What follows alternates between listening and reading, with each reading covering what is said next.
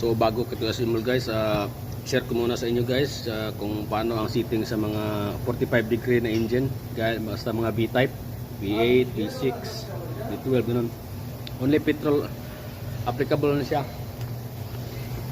Ito guys, yung second compression talaga niya, yung gap niyan dito sa taas lahat yan. Yan, ito yan.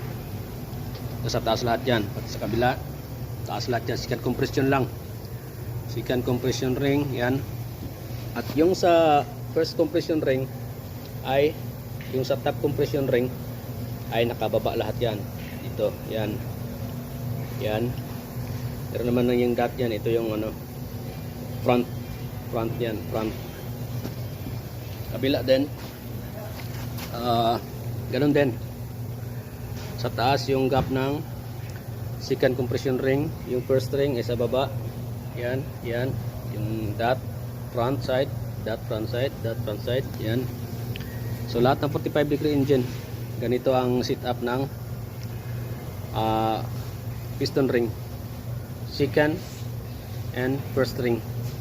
So yung oil naman ay dito at dito, yan. Back and front yan ang ano sa oil ring. Alright baby, rock and roll to the world. Oh yeah.